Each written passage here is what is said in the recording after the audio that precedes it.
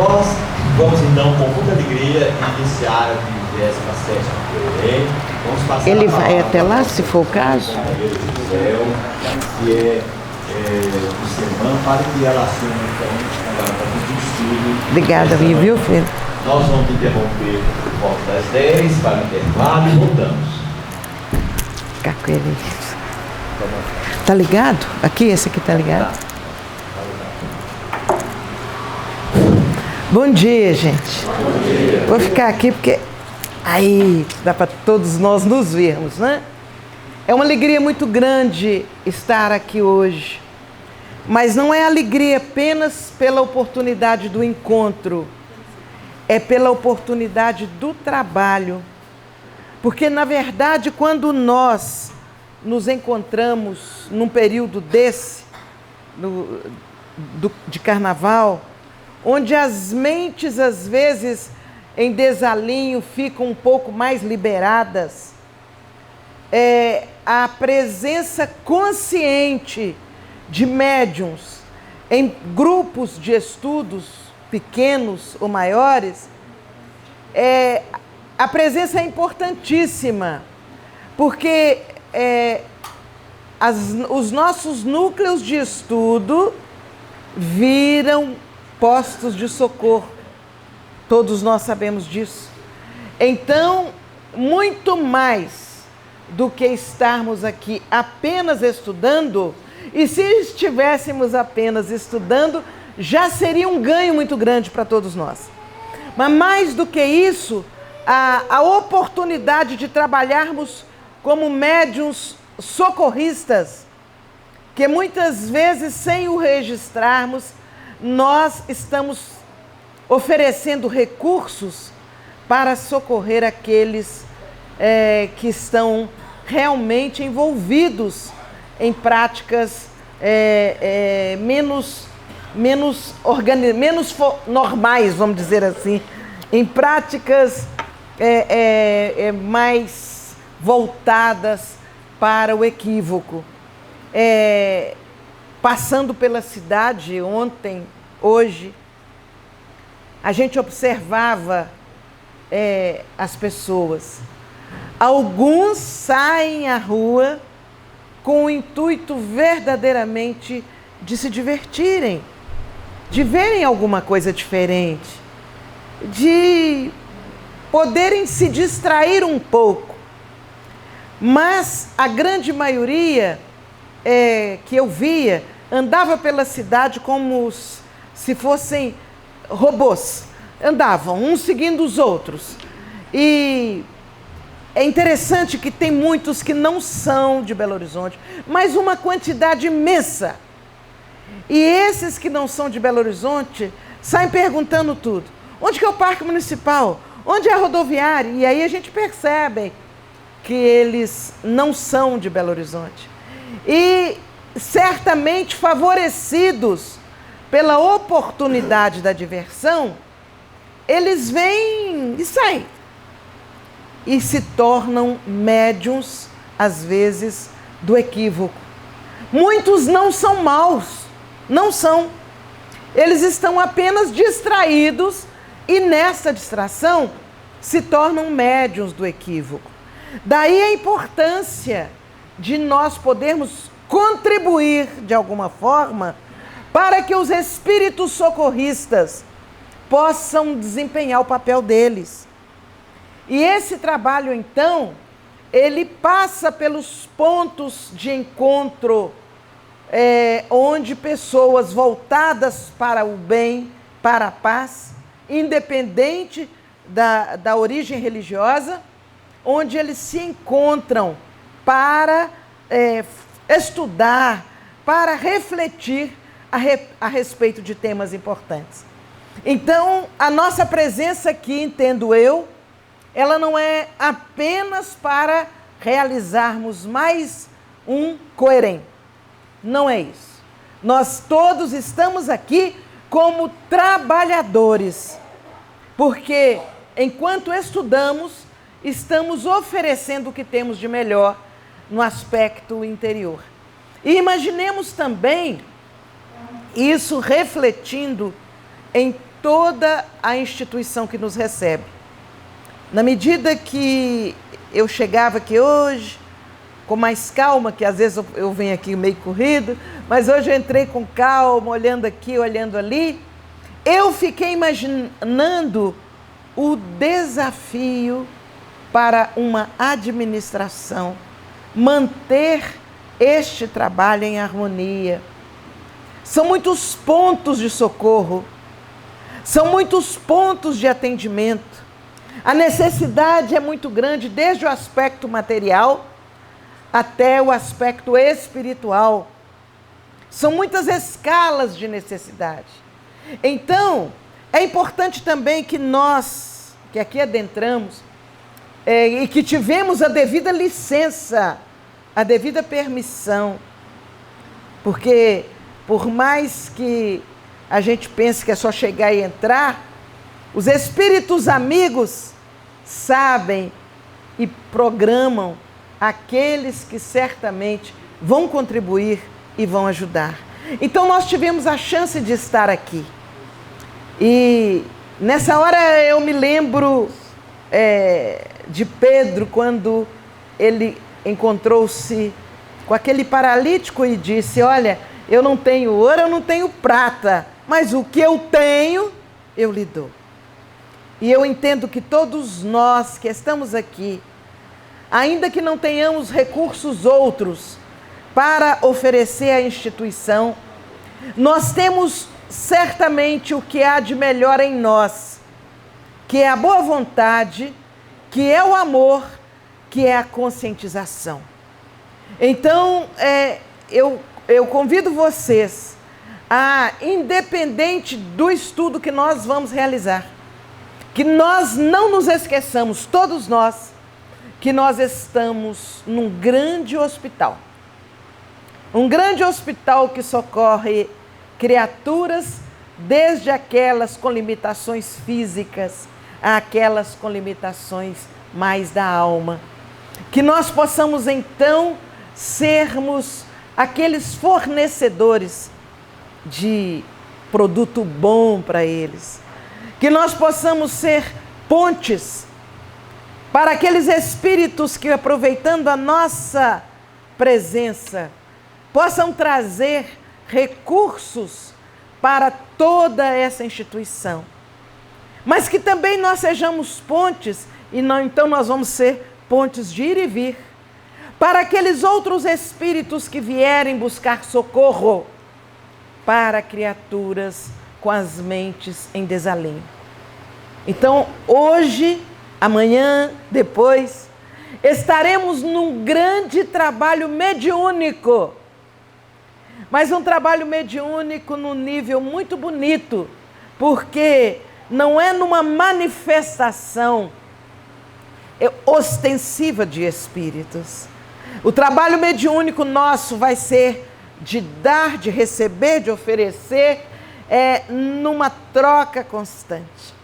Então, estejamos atentos, estejamos alertas, colaboremos com a programação dos espíritos e dos encarnados, né?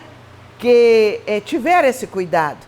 Quando eu ouvia a turminha do coral e da música, eu fiquei ali imaginando quantas vezes eles se reuniram para ensaiar, para dar o tom, para saber que hora entrar a partir do toque do teclado, né? Eu fiquei imaginando o esforço, né? O cuidado de fazer o livreto para a gente, para que nós pudéssemos cantar com eles.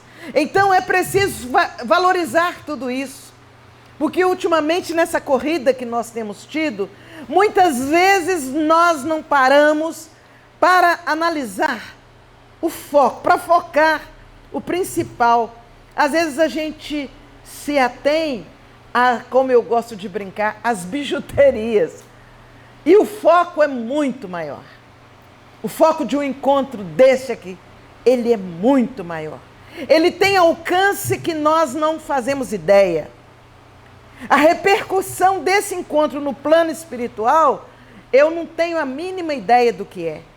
Mas eu sei que não é pequena. Eu sei que muitos espíritos se movimentaram e se movimentam para que nós possamos aqui estar. Então, não estamos aqui como meros assistentes. Nós estamos aqui como médiuns espíritas, trabalhadores. E se tiver algum não espírita, que esteja à vontade, né? Porque seja muito bem-vindo. Mas trabalhadores do bem. E vamos estar conscientes disso, né? Com isso a gente certamente estará colaborando mais. Então, nós vamos falar sobre a Gênese. O Márcio já falou alguma coisa dela ter sido o último livro que Kardec publicou e a importância da Gênese para nós. Antes de entrar no tema nosso, que é o aspecto a ciência e o espiritismo, a gente gostaria de dar uma passeada na apresentação da Gênese. Por quê? Quando eu disse aqui que nós precisamos aprender a focar o principal, a gente às vezes precisa entender como é que a Gênese surgiu. Ela surgiu assim de um toque de mágica? Ela surgiu simplesmente de uma ideia brotada na cabeça de Kardec? Ah, me deu aqui na cabeça, eu estou pensando. Será que foi assim? Então, eu fui buscar no livro Obras Póstumas algumas frases. Nós não vamos projetar todo o texto, que é cansativo, e nós não viemos aqui fazer leitura.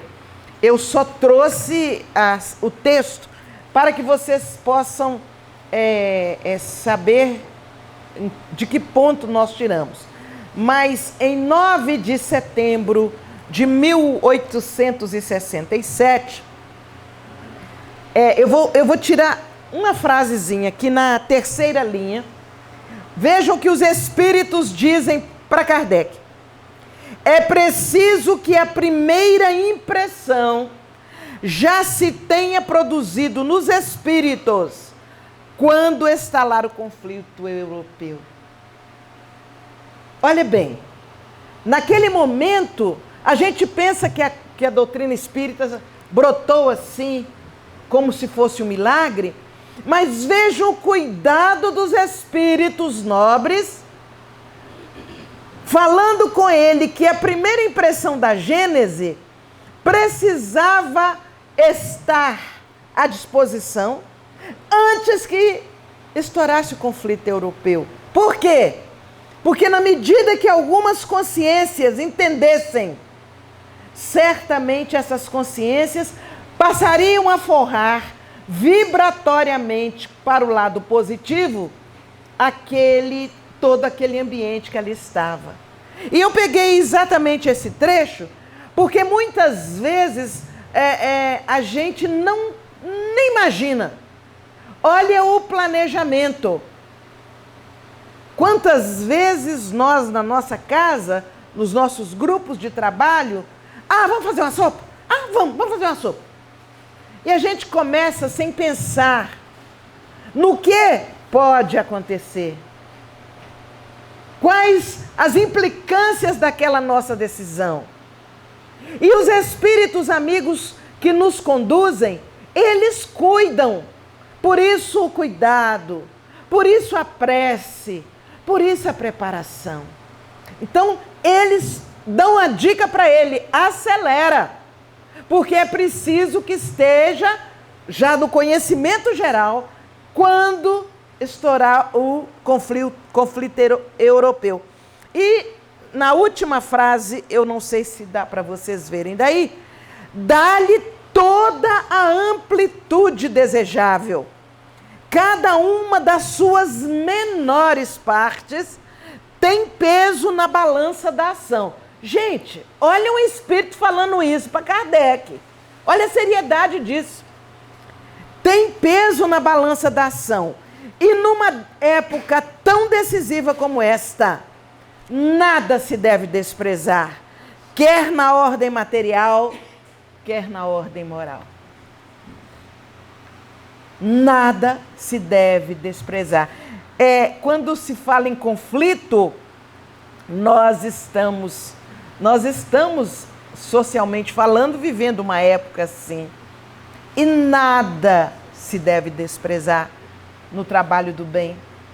Às vezes, um olhar muda todo o rumo das coisas. Às vezes, uma palavra mal colocada é capaz de engrossar um conflito que está surgindo.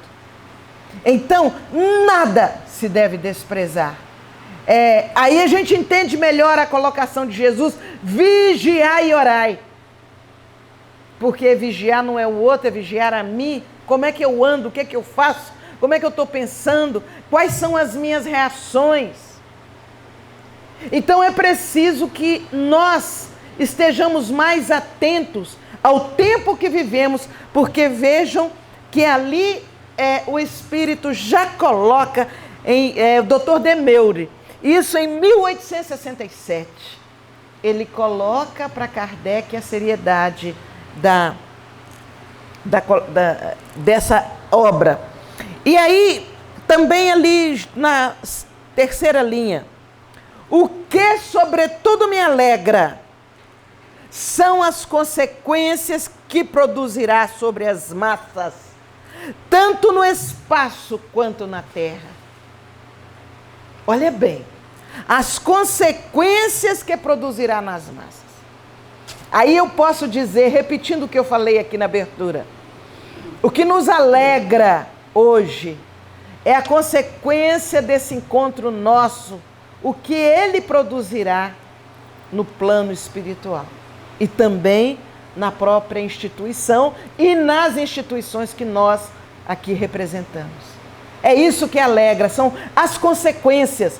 Nós temos que aprender a ir um pouco além, não ficarmos presos apenas ao fato, porque às vezes o fato é muito pequeno. É preciso que a gente vá a essas consequências maiores.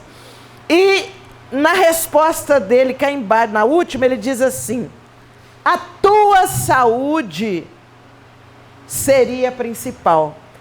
É muito bonitinho os espíritos preocupar com a saúde da gente, mas há muitos momentos que a gente tem a prova que eles preocupam com a saúde da gente.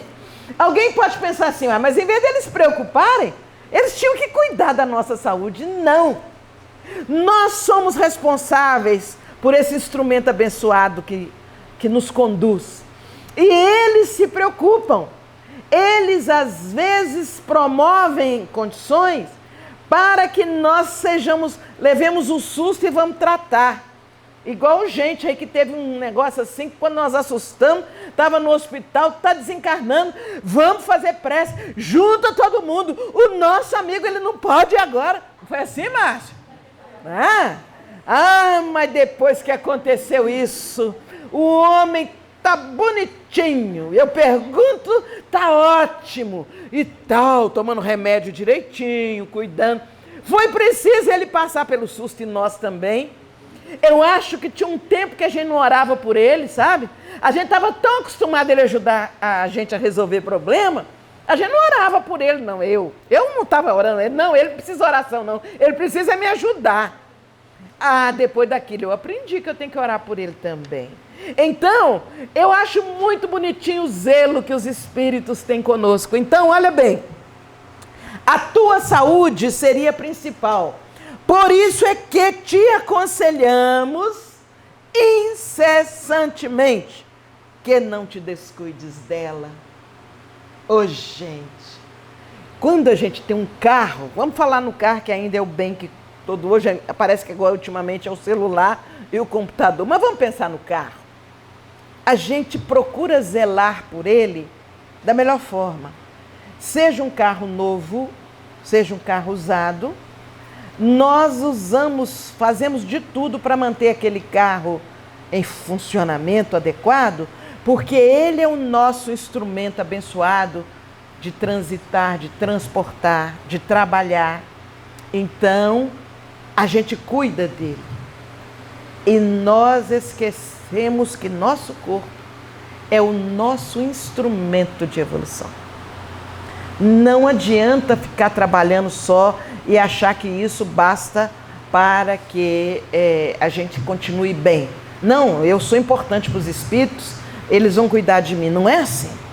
Quem tem que cuidar do corpo é cada um de nós. Então, os espíritos recomendam, olha, nós estamos precisando de você. Nós temos serviço. Queremos que você acelere e você cuide do seu corpo. Olha que coisa mais séria essa, que exige de nós um cuidado todo especial.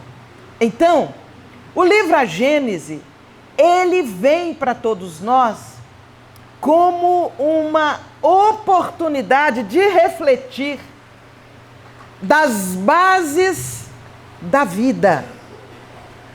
A doutrina espírita traz, a partir dos outros livros, nos faz conhecer, por exemplo, as leis divinas, nos faz conhecer o aspecto moral, nos faz conhecer toda uma programação que vai nos colocando como seres importantes na criação.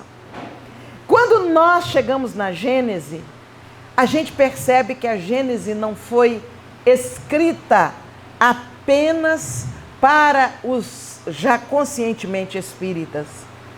Ela foi escrita para explicar de uma forma coerente, à luz da ciência e da filosofia, para explicar toda a existência da vida e suas relações. É importante, eu vou passar rapidamente. Pode passar, vamos passando, né? Isso. Volta um pouquinho, por favor. Isso. Então, o que consta da folha de rosto? Nós espíritas, às vezes, pegamos o livro, já vamos lá no meio saber o que tem. Tem gente que fala assim, eu leio o meio e o fim, já sei. Mas a gente tem a obrigação, porque o que contém o livro, geralmente isso é colocado em resumo na folha de rosto. Então vejam o que está na folha de rosto. A Gênese. Os milagres e as predições segundo o Espiritismo. Então, a partir da Gênese, muita coisa que era considerada pela população, pelos homens, como milagre, e a partir daí, se tinham aqueles que tinham fé, tinham os outros que manipulavam, atraindo por interesse próprio, não é?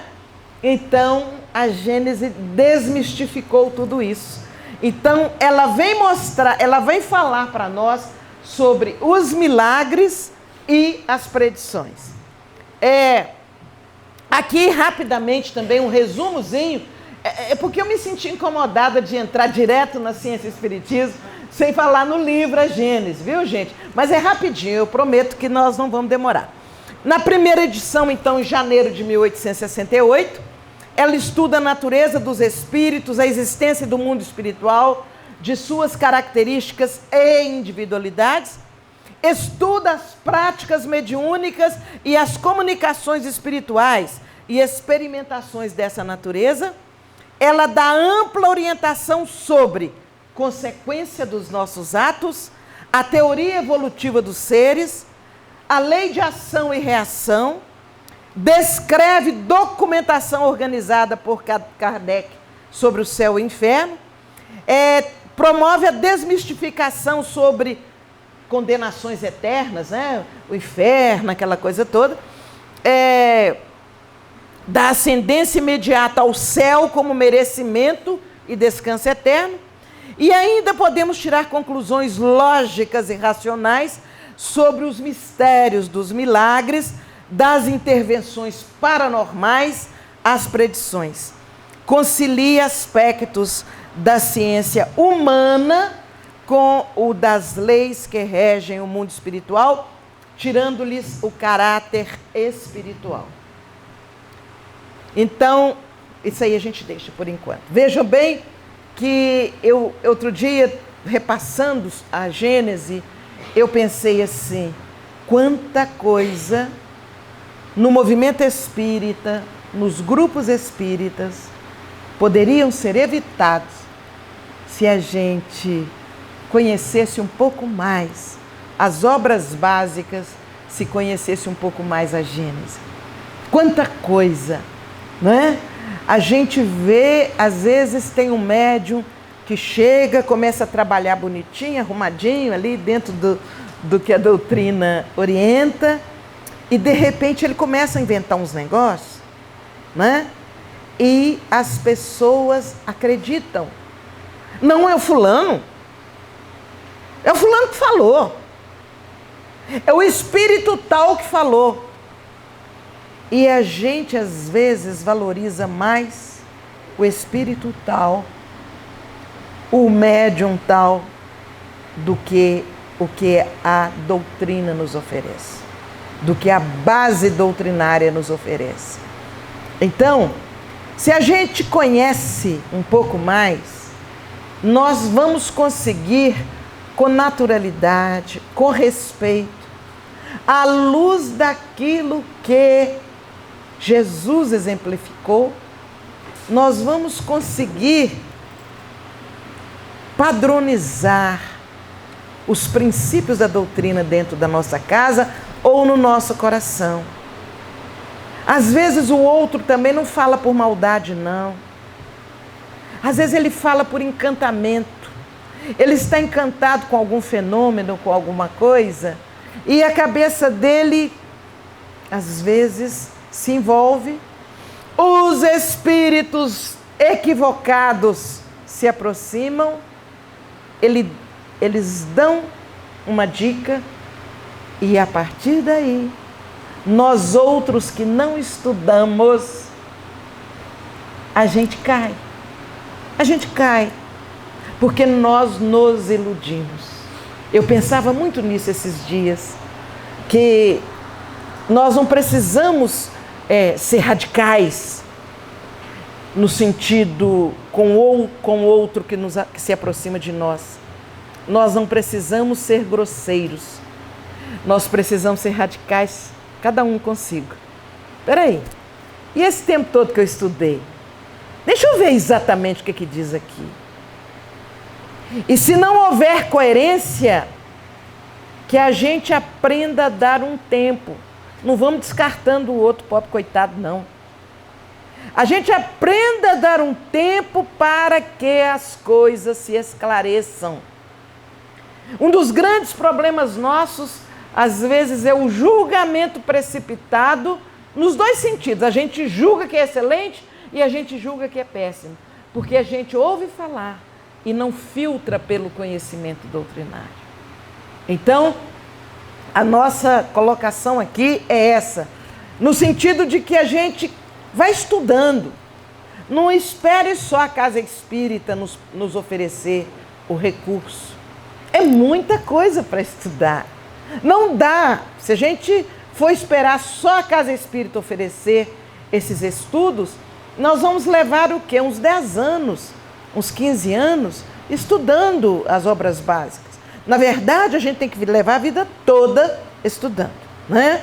Não tem como a gente abandonar. Mas, assim, esse estudo que nos forrará o comportamento, ele precisa ser feito individualmente por nós, que a gente possa, a cada dia, a cada madrugada, e vem alguém dizer, eu não tenho tempo, levanta 10 minutos mais cedo. E nesses 10, mas eu já levanto 4 horas, ótimo, levanta 10 para as 4. E vamos estudar um pouquinho que seja, diariamente, porque isso vai nos trazendo robustez espiritual. Isso é muito importante. Vejam que quando nós temos a alegria de ver as casas espíritas todas voltadas para esse livro, eu fico pensando que quantos espíritas eu conheço que nunca abriram. Ela é muito complicada, eu deixo ela para os outros. Então agora, a gente, com essa proposta assim, de massificar a apresentação do livro, isso está fazendo com que as pessoas pelo menos saibam Que livro é esse? De que ele trata? Vamos lá. Então, ele dá, esse livro dá embasamento à doutrina no seguinte sentido. Ele é um livro científico. Começa abordando a revelação espírita. Ele fala sobre Deus e sua existência. Ele fala sobre o bem e o mal. Ele reafirma que no espiritismo não existem mistérios. E é uma obra resultante de ensino coletivo e simultâneo de muitos espíritos. Bom, essa foi a apresentação rápida que a gente... Pode deixar, volta, deixa no título, por favor. Obrigada. Essa é a apresentação rápida que a gente quis falar do livro. E se eu tivesse na época que eu tinha de vez em quando um trocozinho a mais, eu teria comprado um exemplar para cada um de presente. E se aquele que ganhasse já tivesse, leve e dá para outra pessoa. Mas aí faz de conta vibratoriamente que vocês receberam, cada um. E busquem ter essa obra, gente. Busquem estudar, porque ela larga a nossa compreensão da vida e da nossa posição enquanto espíritas. O primeiro capítulo dela traz para todos nós uma colocação muito importante. Ela traz, o primeiro capítulo chama-se Caráter da Revelação Espírita. Caráter da Revelação Espírita. E vai trazendo vários itens mostrando o caráter da revelação espírita. É fantástico. Mas existe o item 55, que eu separei para vocês. Ele vai estar em algum ponto, mas o que está aqui eu vou ler exatamente porque eu falei, não quero começar. Ontem eu falei, vou começar com isso. Então, lá no meio do nosso estudo vai estar novamente, mas eu vou começar refletindo. Vamos prestar atenção no que Kardec escreve no item 55 do capítulo 1, já no primeiro capítulo. O último caráter da revelação espírita, a ressaltar das próprias condições em que ela se produz, é que, apoiando-se em fatos, tem que ser, e não pode deixar de ser, essencialmente progressiva, como todas as ciências de observação. Então, esse caráter da revelação espírita, a doutrina espírita, ela é progressiva. As coisas que vão sendo informadas e comprovadas, naturalmente a doutrina espírita assimila, porque ela deixou ramificações para isso. Então, vamos imaginar que nós tínhamos a informação que um planeta desse aí só tinha uma lua. Então, o nosso conhecimento enquanto espíritas e a nossa informação era que o planeta X tem uma lua.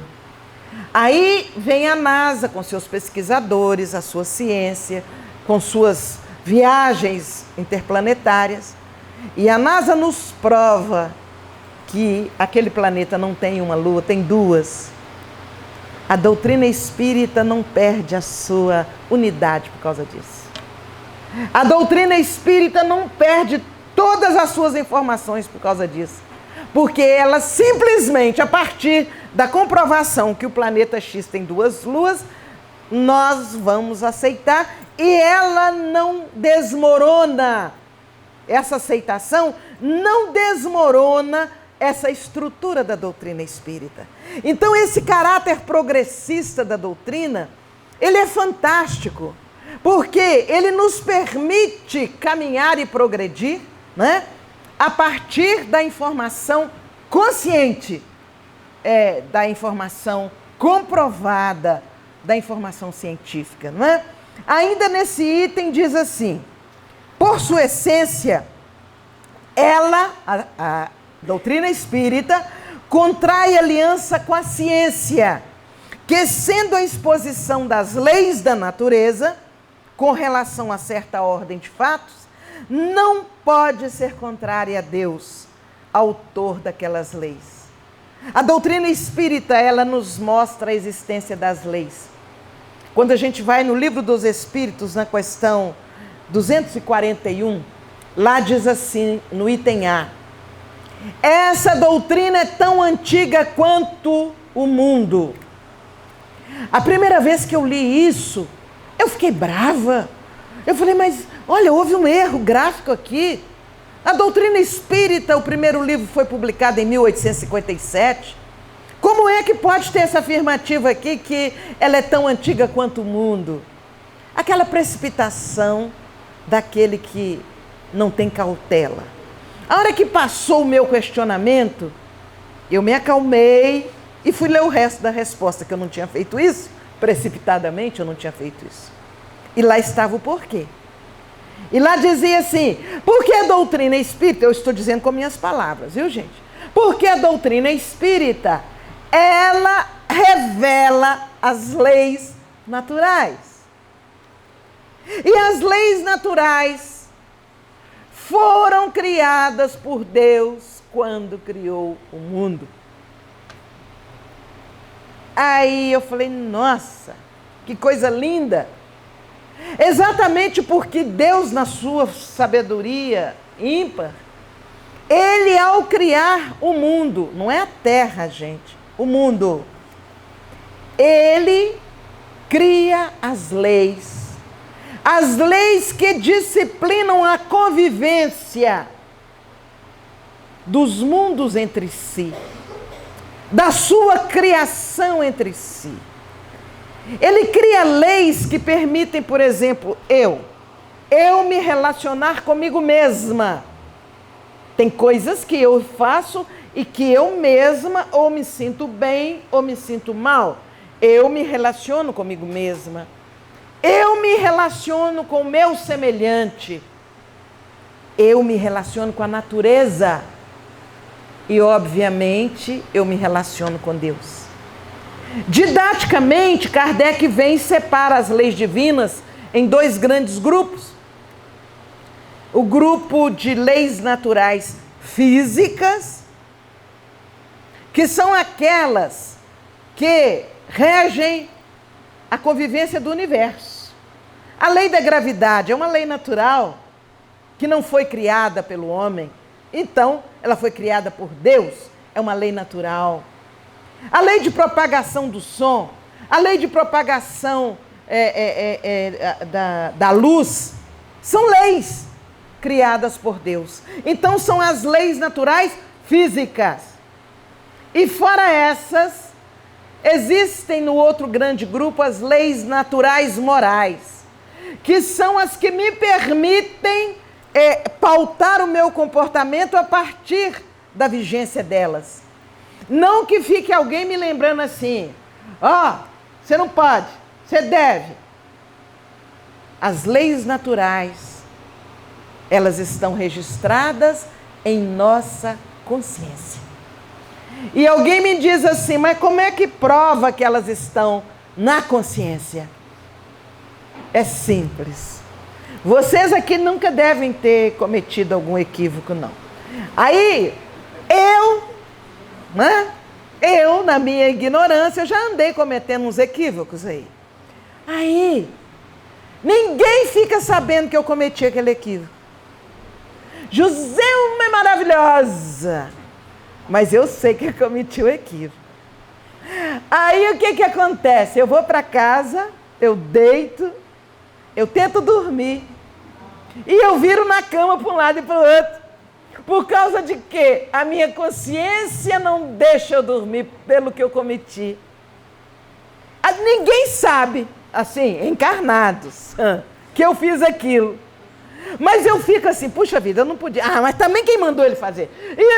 E aí eu vou e volto, porque eu fico tentando encontrar justificativa, mas a minha consciência não permite.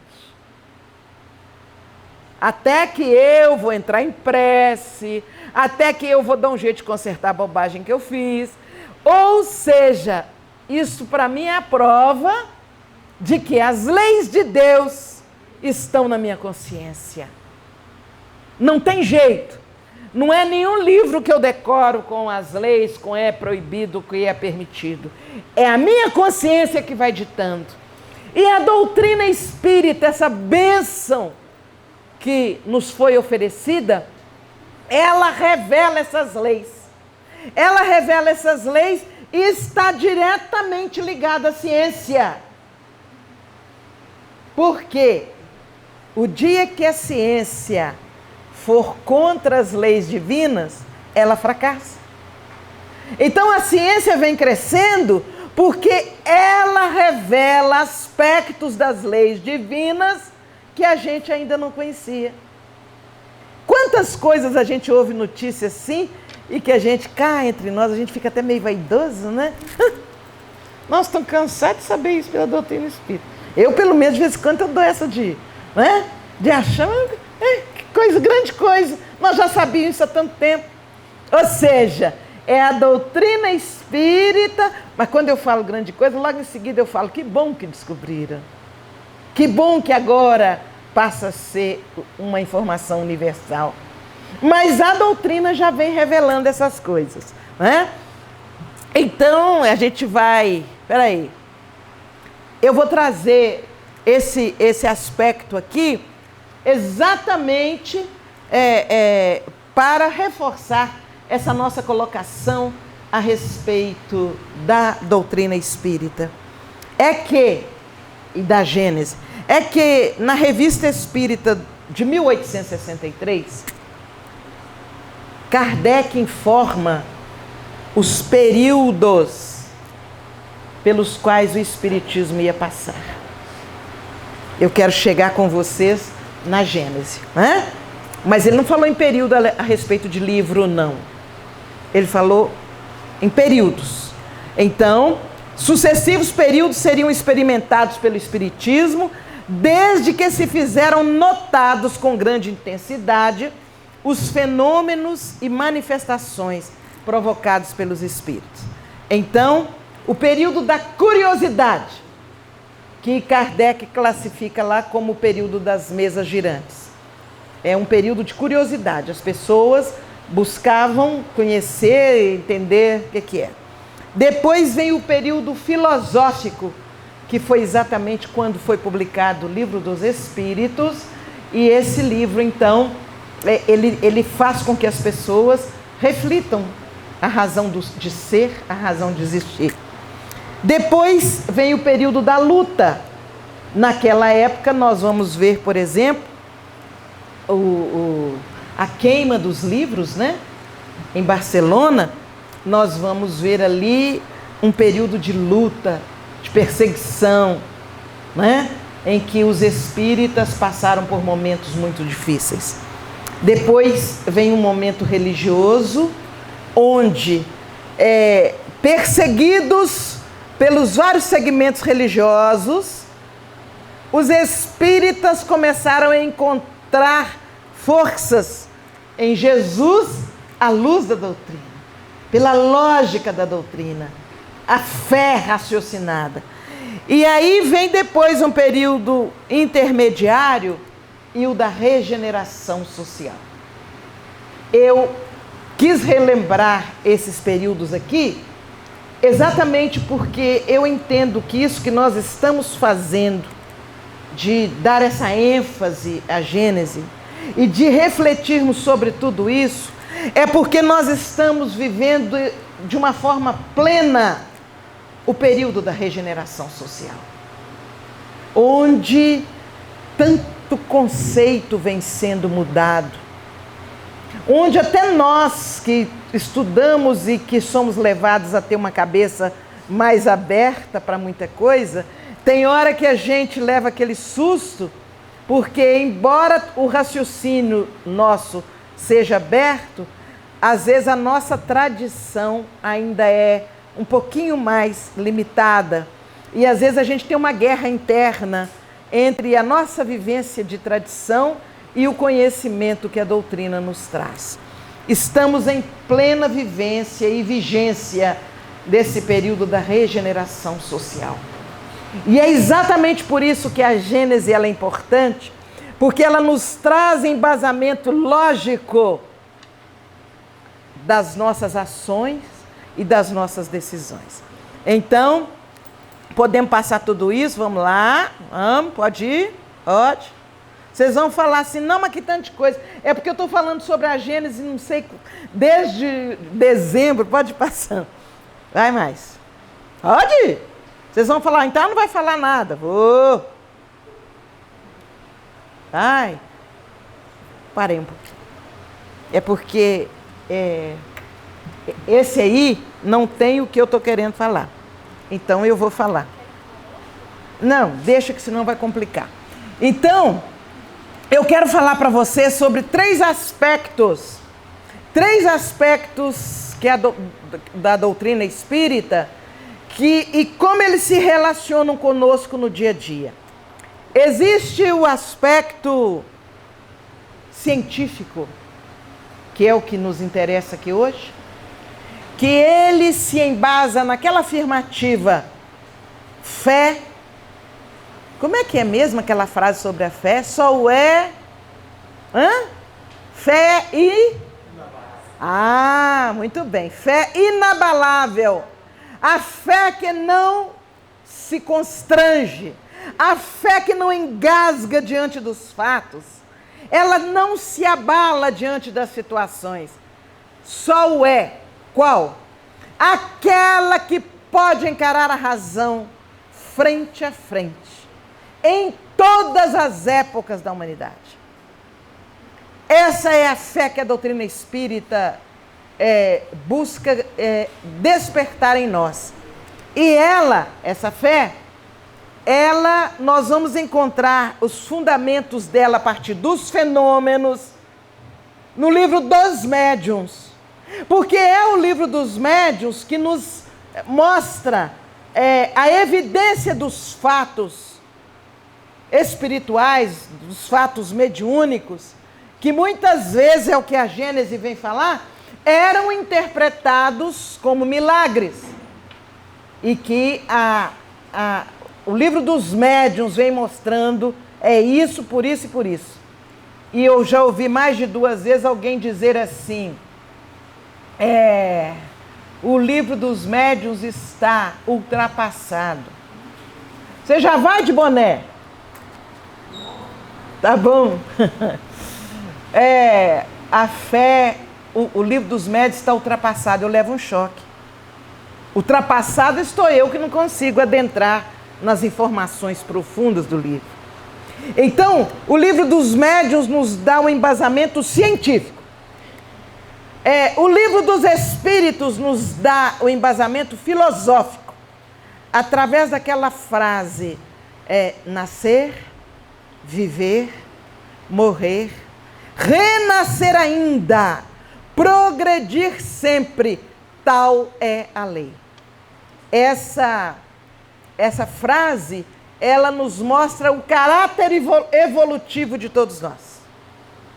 Essa frase, ela evidencia a existência da lei, a reencarnação, onde eu venho, eu vivo, eu volto, eu vou, e nesse ir e vir, olha a expressão, progredir sempre.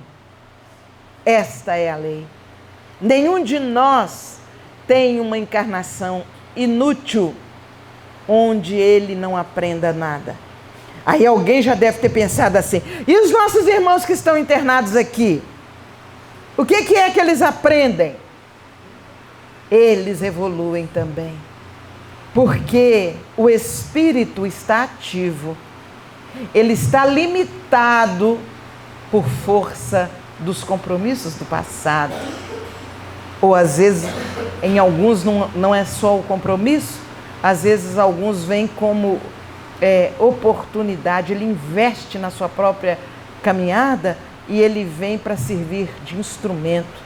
Quantos espíritos voluntários aceitam vir em determinadas condições para servirem de instrumento para a ciência, para servir de instrumento para os familiares, para os amigos, que vão amaciando as fibras do coração. Mas eles também aprendem. Sabe por quê? O espírito assimila. Só não comunica o espírito através do corpo com a atualidade. Mas o espírito assimila. E quando ele retorna, ele vai ter, entre outras certezas, amar vale a pena. Fazer o bem vale a pena. Eu estive um período em que eu sobrevivi pelo amor de muitos, pelas preces de muitos. Eles aprendem. Ninguém reencarna sem voltar com a sua bagagem acrescida de alguma coisa. Então, desculpe a emoção, mas então isso acontece conosco. Nós aprendemos. Mas na medida que nós estudamos e que temos consciência, a gente pode acelerar essa bendita evolução. Nascer, crescer, viver, progredir sempre. Tal é a lei. A gente pode acelerar a evolução. Eu costumo fazer a comparação com aquelas pessoas que pisam numa escada rolante para subir um andar. Umas pisam e a escada leva. Outras pisam e mudam de degrau. Nós que vamos estudando a doutrina, nós podemos fazer esse papel que a gente chama até de apressadinho, né? Cara, apressadinho, para quê? Então, por que não foi na outra escada? A gente ainda implica. Não é vocês não, eu falo a gente, viu, gente? Então, pode ser que nessa caminhada evolutiva nós possamos ser os apressadinhos, mas pela consciência. E nós começamos a melhorar. A gente começa a mudar. Sem radicalismo, sem ideias de preconceito, sem impor nada a ninguém, mas conscientemente a gente começa a melhorar. A gente vai mudando os gestos, a gente vai mudando os hábitos, a gente vai crescendo, não é? Então, eu me lembro, eu aprendi uma coisa com uma senhora que ia receber passe. Ela não jogava o copinho no cesto de lixo. Todo mundo vinha e passava, e passava. E ela abaixava e punha o copo dentro do cesto de lixo. São tantas as pessoas que eu vivo perguntando: gente, e a senhora que não jogava copo no chão, porque ela sumiu, não jogava copo no lixo? Ela só depunha. Ou seja, ela marcou minha vida no aprendizado de não jogar. Hoje, quando distraidamente eu sigo a cabeça já automatizada e jogo, eu levo aquele susto: meu Deus, para que jogar? Aí eu já estou aprendendo que eu posso colocar o copinho no cesto de lixo. Eu não preciso jogar. Aprendizado simples esse. Tão pequenino, mas que ele pode mudar a minha vida. A partir do momento em que, assim como eu faço com um copo, eu vou criando o hábito e passo a fazer com as pessoas, no diálogo, na maneira de me comunicar, na maneira mais suave de fazer as coisas. Então, os aprendizados que nós fazemos, além daquele objetivo maior que nós temos, o aprendizado que nós fazemos numa caminhada evolutiva, numa encarnação, eles são muitos, são inúmeros. E isso promove a nossa evolução. Mas, para tanto, só fechando o triângulo, vem lá, eu falei na ciência, na doutrina e o aspecto religioso. o aspecto religioso traz a frase: fora da caridade não há salvação. E aí a gente automaticamente acha que é salvação para a gente ir para não sei aonde, para um plano. O pessoal até hoje, todo mundo, a maioria almeja ir para o nosso lar. Não, eu vou me modificar porque eu quero ir para a colônia nosso lar. Tá? Mas a salvação de que fala a frase é a interior. Se eu não praticar a caridade, eu não me salvo. Eu não melhoro. Eu não progrido. Se eu não for caridosa. Então não é achar o espaço para eu ir com a caridade. É mudar a minha condição interior com a caridade. E isso tudo está dentro desse aspecto científico, que é a lei que mostra. É a fé raciocinada, que encara frente a frente qualquer situação. Então, minha gente, está quase chegando a hora e eu estou tentando aqui ganhar um tempinho para... que o Márcio falou que tem 10 horas, vocês têm que ir lá do outro lado, não é isso, Márcio? Fazer um exercício. Hein? Você ouviu o que o Márcio falou? Pode terminar das suas filhas. Não, eu vou terminar.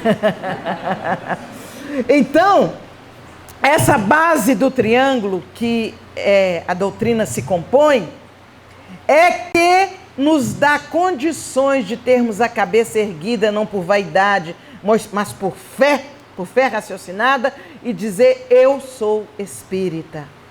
E não tem como nós vivenciarmos um aspecto longe do outro, separado do outro. A cada circunstância em que eu busco a ciência, eu vou também encontrar a filosofia e eu vou encontrar o caráter religioso da doutrina. Certo? Então, que nós possamos, nessa primeira parte que a gente fez esse apanhado mais geral, que a gente possa entender a importância de cada um de nós. Isso também precisa ficar muito claro, porque quando nós voltarmos aí para estudar Espiritismo e ciência, que isso esteja claro dentro de nós. Qual é a nossa importância na Terra?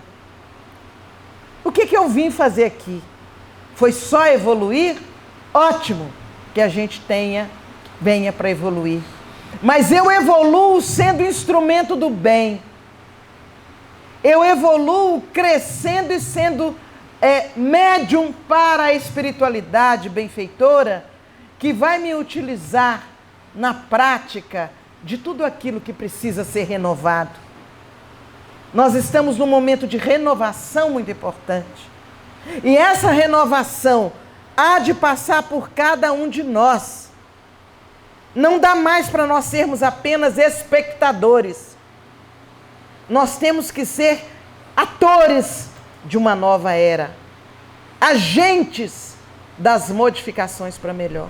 E para isso nós temos que ter convicção.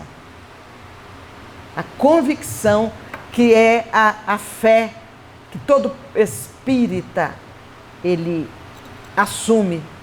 A doutrina espírita, ela não é uma doutrina de simples crentes. E não estou me referindo a crente, um segmento religioso. Eu estou falando daquele que crê. A doutrina espírita não é uma doutrina de simples crentes que acreditam. Ela é antes uma doutrina de convictos. E para sermos convictos, nós temos que conhecer o aspecto filosófico, o aspecto moral e o aspecto científico. E depois de conhecer, passar a agir.